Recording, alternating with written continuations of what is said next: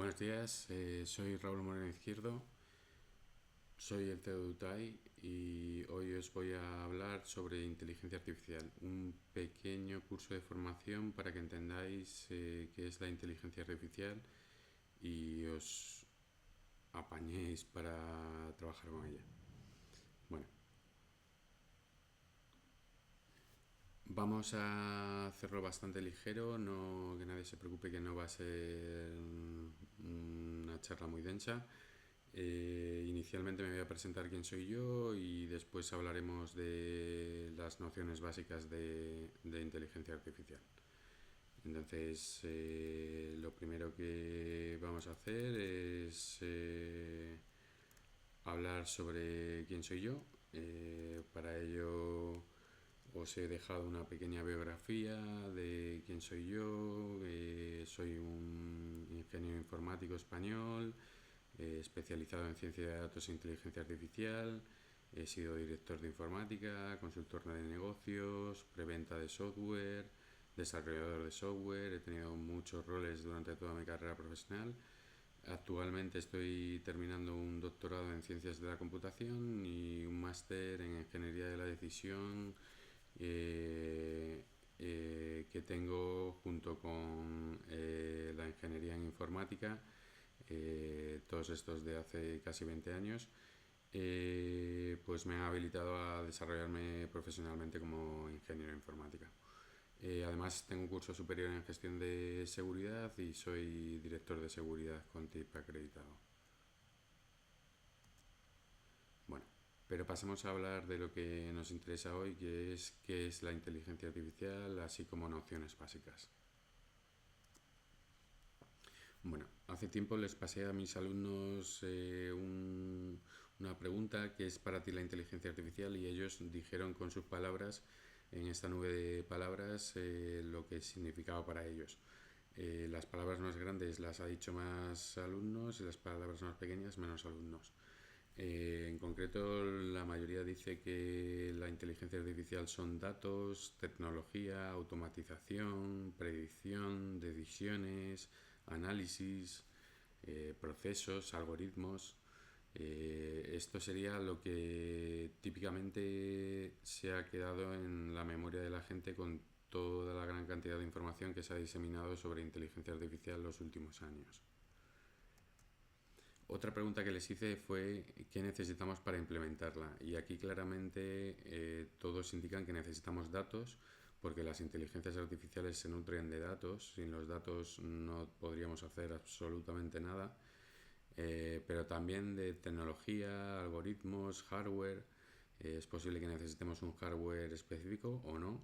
Pero sí que sin duda vamos a necesitar una serie de tecnologías, de algoritmos que nos van a ayudar a extraer el conocimiento necesario de todos estos conjuntos de datos que pueden ser vastos y que además pueden ser en diferentes formatos, como pueden ser vídeo, audio, imágenes e incluso, por supuesto, datos tabulares, ya sean números o caracteres, textos, etcétera, etcétera. Bueno, lo primero que quería contaros es qué es un algoritmo no inteligente. Bien, si os pongo un problema donde os dejo una nube de puntos y estos puntos os digo que me deis un modelo que os represente, pues básicamente todo el mundo trazaría una línea a lo largo de ellos, unos más arriba, otros más abajo, pero básicamente lo que está intentando hacer la gente es crear un modelo matemático que represente a estos datos, minimizando el error posible. El problema viene cuando esta forma de crear los modelos no funciona bien. Por ejemplo, imaginaros el punto este de aquí arriba, que es un poco más extraño que los otros. Puede ser que nos esté dando una visión de los datos muy diferente del que es en realidad. Entonces necesitaríamos el uso de expertos. Expertos que son alguien que conoce el problema en el que estamos trabajando y que reformula el problema. Entonces, el experto, por ejemplo, identifica este dato como un dato anómalo, el dato superior, lo elimina de su creación de modelo y crea un nuevo modelo más ajustado, que es la línea roja, que define mejor el comportamiento de los datos. ¿Por qué hacemos todo esto? Porque una vez que tenemos un modelo que representa este modelo de datos, también podemos predecir con él cuál será el valor del próximo dato que aparezca. Pero ¿y qué pasa si esto tampoco funciona bien? ¿Qué pasa si los expertos no son capaces de ayudarnos a resolver el problema junto con los algoritmos? Pues entonces necesitamos lo que se llamaría un algoritmo inteligente. Dado que nadie es capaz de ver el problema, un algoritmo extrae de ese conjunto de datos el conocimiento necesario, podría eliminar ese dato anómalo o no, y crea un modelo con él, un modelo que representa de la mejor manera la realidad que está observando. Bien, pues esto es una inteligencia artificial. Estamos hablando mucho de modelos, la palabra ya me la habéis escuchado varias veces. El modelo es la configuración determinada del programa de inteligencia artificial que estemos usando o que queramos generar. Es, digamos, que la programación que lleva por dentro el programa que permite hacerle funcionar y tomar decisiones sobre el problema en cuestión. Bien, pues el modelo, como hemos dicho, se crea a partir de unos datos de partida. Esos datos de partida se meten en una especie de caja de máquina. Esto es un ordenador. Este ordenador tiene una serie de algoritmos, de técnicas que permite extraer el conocimiento y generar un modelo, por ejemplo, un modelo de propensión a la compra o un modelo de propensión a la fuga o un modelo de fraude o modelos del crimen. Hay muchísimos tipos de aplicaciones de inteligencia artificial. El caso es que una vez que tenemos creado este modelo con una probabilidad determinada, a cada caso determinado, lo que vamos a hacer es un proceso de validación.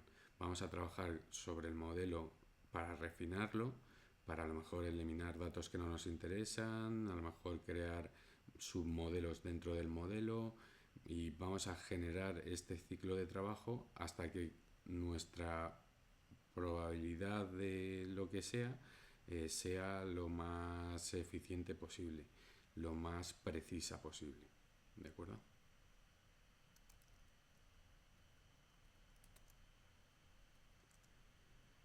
Pues bien, dentro de esta máquina puede haber diferentes tipos de métodos de inteligencia artificial, de tipos de modelos.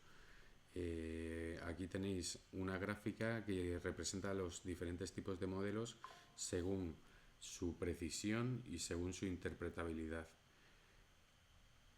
Como menos interpretables y más precisos estarían las redes neuronales, que han explotado en los últimos 4 o 5 años, llevan existiendo casi desde tiempos remotos, pero han explotado con productos como TensorFlow o PyTorch, que son de software libre en este área. En cambio, al otro lado de la balanza tendríamos modelos altamente interpretables, pero de baja precisión, como por ejemplo es la regresión logística. La regresión logística es parecida a esa línea que hemos visto en las transparencias iniciales. Es un modelo que es muy fácil de interpretar porque es simplemente una fórmula matemática, pero no tiene mucha precisión. En cambio, las redes neuronales tienen mucha precisión para trabajar en múltiples tipos de formatos de datos, pero no conseguimos todavía explicar exactamente cómo funcionan las redes neuronales. Y uno de los requisitos que impone la IAT, la Ley de Inteligencia Artificial de la Unión Europea, es ser capaz de explicar los modelos que construimos. Es posible que nuestros modelos tengan que ser o sean evaluados por terceras partes, por auditores, con lo cual dependerá de cada caso y dependerá de cada proveedor que se elija por un método u otro dependiendo de también el problema que queramos resolver. Os dejo toda esta información de inteligencia artificial explicable en este enlace que veis aquí abajo. Está en Medium, una lectura totalmente recomendable y espero que os surjan dudas sin duda sobre ello. Bien, ¿qué tareas típicas hace la IA? Pues por un lado, una tarea típica es la de clasificar a partir de, por ejemplo, una ristra de ceros y unos, pues a la primera ristra la clasificaríamos de clase 0 y a la segunda ristra de clase 1. Aquí el algoritmo simplemente ha detectado el último valor de la cadena y en base a eso le ha asignado una etiqueta. Podríamos predecir en base a la cadena anterior cuál sería el próximo número que va a aparecer por la derecha. Pues en el caso de la primera cadena, el número más probable según esta máquina sería el 0 y en la segunda cadena el 1. También podríamos generar, en vez de predecir un único número o varios números, podríamos pedirle que nos genere X números, 100 números a partir de esa cadena. Esto es lo que hace la inteligencia generativa. A partir de un conjunto de información intenta predecir cuál es la cadena más exitosa para el usuario y de esta manera se comporta de una manera inteligente. Bien, hay una cuarta tarea que es la de explicar, que ya la he comentado. Explicar es muy interesante para los científicos, pero también va a ser necesario para los negocios. Vamos a tener que explicar qué hacemos con nuestras máquinas para implementar la inteligencia artificial. Por ejemplo, todos sabemos que la inteligencia artificial se está usando ya en bancos, en aseguradoras, en redes sociales, en dispositivos electrónicos. Bien, pues sería oportuno que alguien tuviese la capacidad de auditar todos esos sistemas para garantizar que esas inteligencias artificiales son éticas y además no incumplen con alguna ley de algún país concreto. Dejando el tema legal de lado, hay una serie de áreas en la inteligencia artificial que están cobrando muchísima relevancia. Tales son, por ejemplo, la representación del conocimiento, la programación automática, la planificación, la toma de decisiones, la robótica, los sistemas expertos, el reconocimiento del habla, también toda la parte de procesamiento del lenguaje natural, que sería donde está enclavada ChatGPT, la red de neuronas, la visión artificial. Como veis, el mundo de la inteligencia artificial parece ser más complejo de lo que a priori nos cuentan periódicos y televisiones.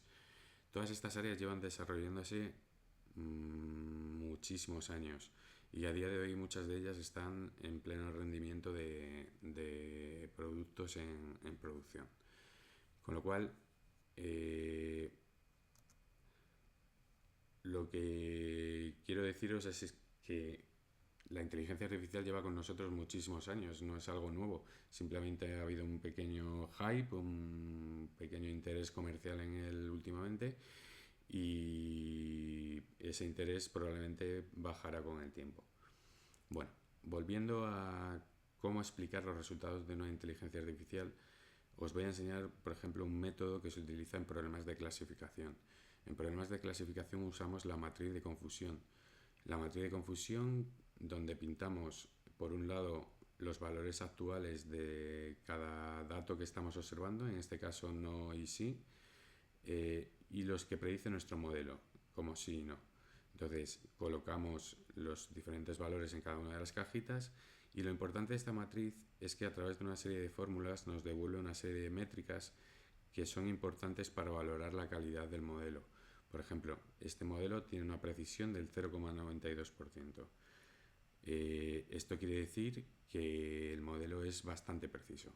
Si tuviéramos modelos con una precisión inferior, tendríamos que volver a trabajar sobre los datos, sobre el modelo, hasta que conseguiremos la precisión que estamos buscando. ¿De acuerdo?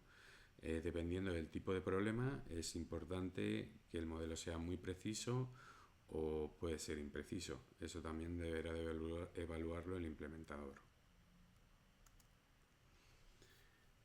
Si miramos un poco al mercado, de dónde viene todo esto en el mercado del software privativo, Gartner, que es una consultora de selección tecnológica, de estrategia tecnológica, saca todos los años un cuadrante, en este caso es el cuadrante de inteligencia de negocio, donde aparecen todos los players y cómo son considerados.